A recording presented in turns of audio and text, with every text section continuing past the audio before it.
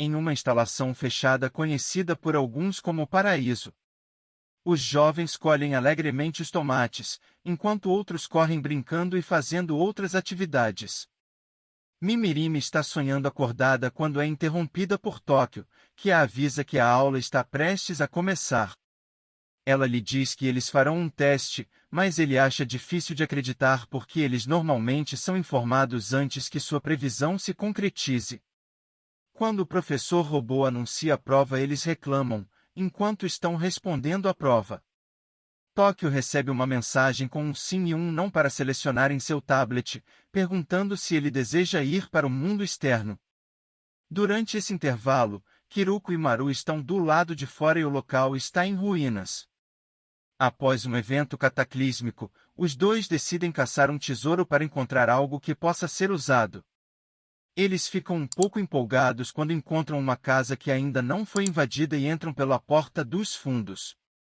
Os dois se separam e examinam os cômodos. Maru encontra papel higiênico que Kiruko usa imediatamente. As coisas ficam um pouco estranhas quando Maru passa enquanto a natureza chama, e diz que não é culpa dele porque não há porta, mas ela ainda o repreende quando termina. Eles continuam sua exploração até entrarem em uma das salas, apenas para encontrar os restos mortais dos habitantes da casa de mãos dadas. Em seus últimos momentos, Kiruko ressalta que a maioria das pessoas que sobreviveram ao cataclismo acabaram morrendo de fome. O fato de eles terem morrido tão pacificamente na casa significa que não há nenhuma comida que se possa encontrar lá, então eles saem e se deparam com uma casa de alto padrão. Kiruko decide fazer o jantar usando alguns alimentos que eles estão guardando há algum tempo. No entanto, ela decide adicionar ervas daninhas que estão crescendo em todo lugar para torná-lo mais cheio. Foi um erro, pois eles não conseguem comê-la porque as ervas daninhas são muito amargas. Maru reclama porque o pequeno experimento dela arruinou a preciosa comida enlatada que eles estavam guardando ansiosa para comer, e tudo o que ela pode fazer é pedir desculpas. Naquela noite, ele a vê olhando para uma foto, ele pergunta se o rapaz mais jovem é o namorado dela. Ela fica surpresa ao ver que ele está acordado. Ele a informa que ela geralmente dorme primeiro que ele, o que faz ela comentar que tem sido uma guarda-costas inútil. Se for esse o caso, Maru não vê problema porque pode se proteger.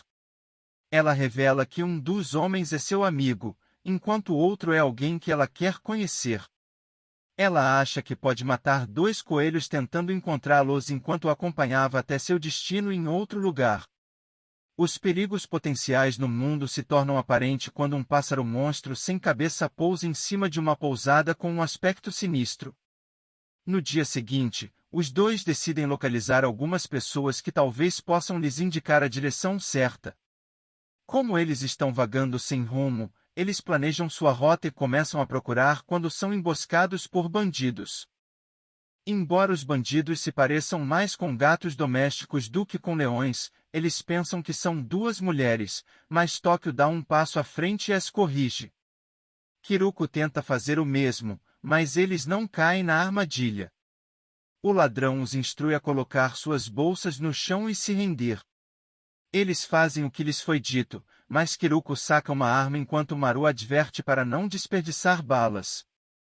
Os bandidos se ofendem com eles, achando que suas vidas valem menos do que balas, mas ver a arma os faz recuar. Um deles decide usar seus binóculos para uma inspeção minuciosa da arma e informa aos outros que se trata de uma arma falsa. Kiruko se atreve a escalar uma cerca próxima, o que faz com que os ladrões ataquem. Maru se esquiva dos dois e rapidamente rebate o ataque deles. Os outros correm em direção a eles, e Kiruko aponta a arma em um poste de eletricidade e dispara uma explosão de plasma que derrete o poste, fazendo com que ele caísse entre eles e interrompesse seu avanço. Os bandidos ficam chocados com o fato da arma atirar e, francamente, eu também. Os agressores fizeram um comentário anterior, dizendo que poderiam ter algumas informações sobre o paraíso, que por acaso é o lugar que os dois estão procurando. Agora que Kiruko e Maru provam que têm vantagem sobre os bandidos, eles recuaram e os levaram para seu esconderijo. Ela vê que eles têm um gerador e os força a carregar sua bateria de aparência estranha. Quando eles tentam resistir, ela lembra aos bandidos que é que manda. Enquanto ele carrega, eles começam a questioná-los sobre o paraíso.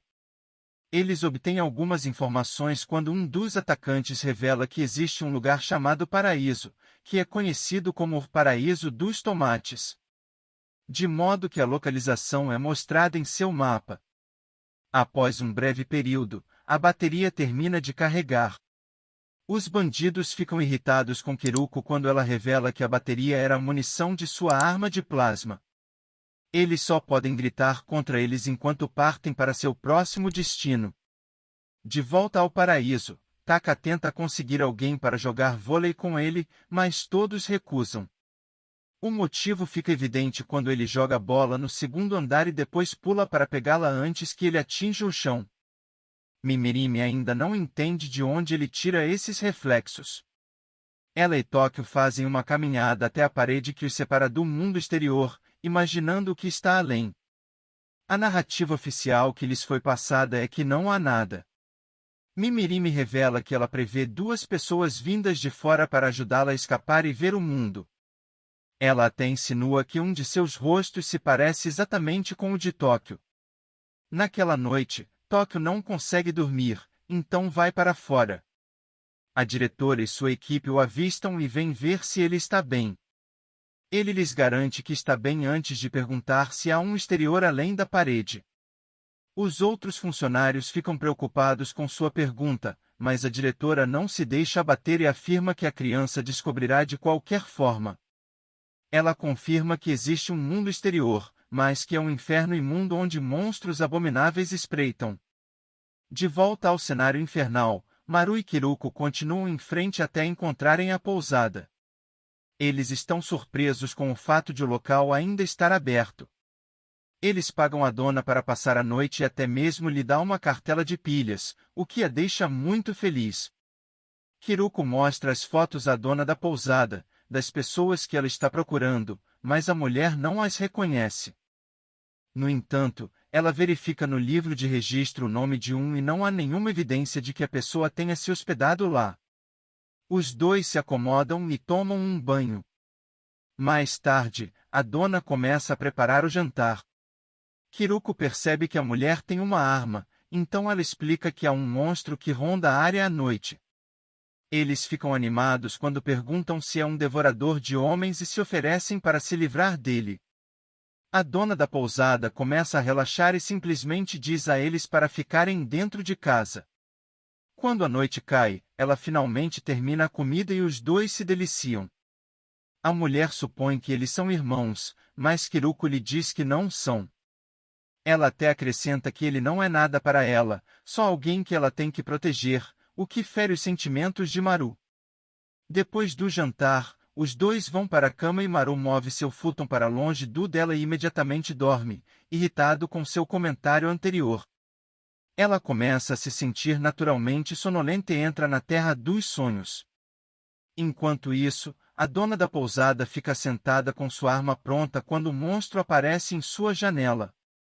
Kiruko acorda durante a noite se sentindo suada, e vê o monstro à espreita do lado de fora.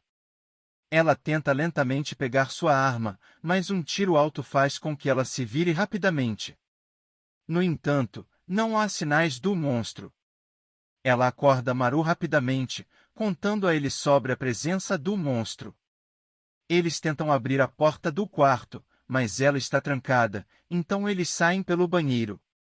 Ela dá água a Maru para que ele acorde, afirmando que a dona da pousada colocou uma droga em sua comida para fazê-los dormir.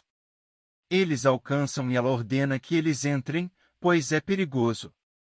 Kiruko a interrompe, informando-a de que já lhe disse que poderiam cuidar do assunto. Eles avistam um monstro e o seguem enquanto ele aterrissa. Enquanto os dois tentam visualizá-lo, o monstro ataca Kiruko por trás.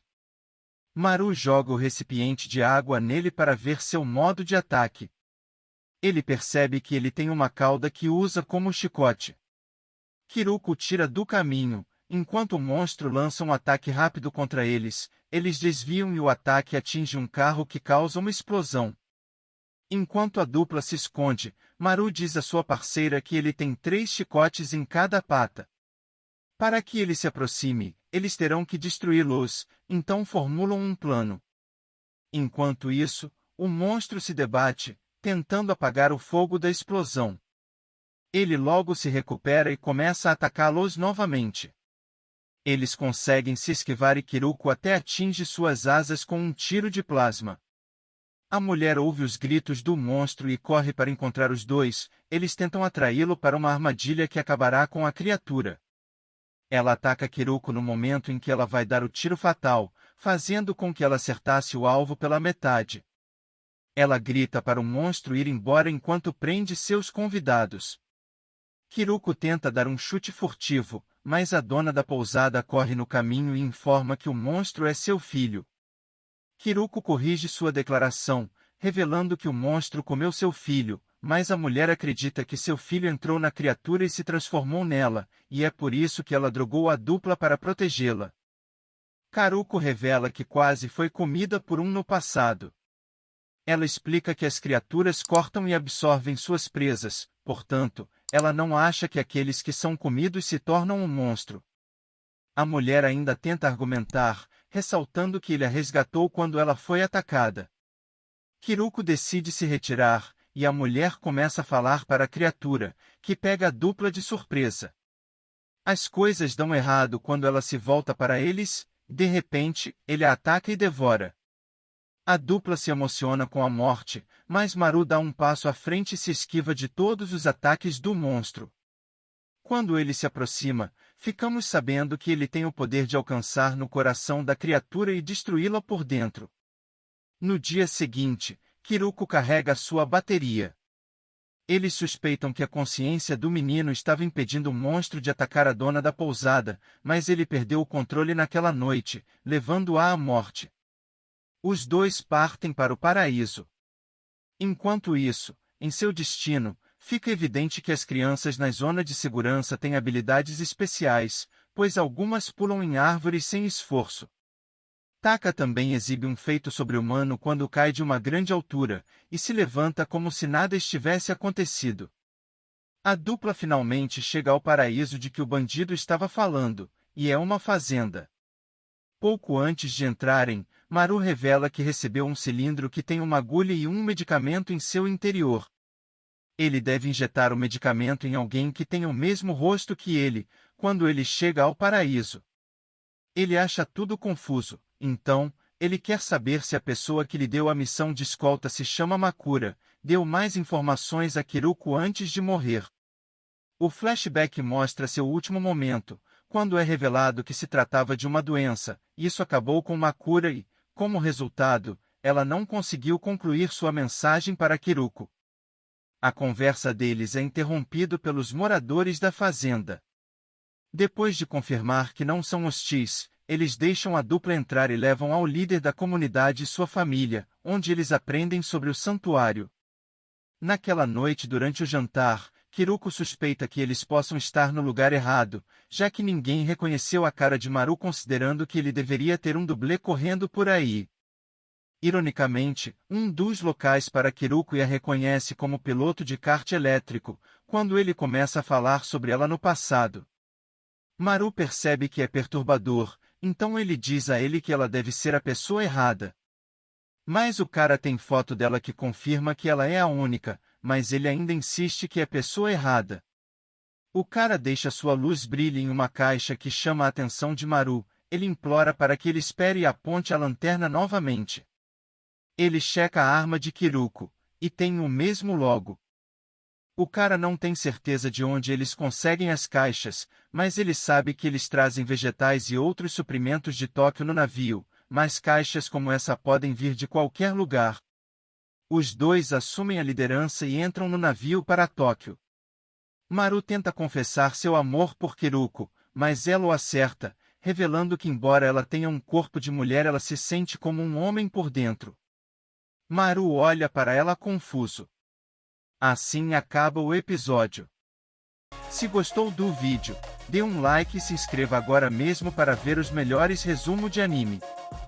Confira os vídeos em destaque.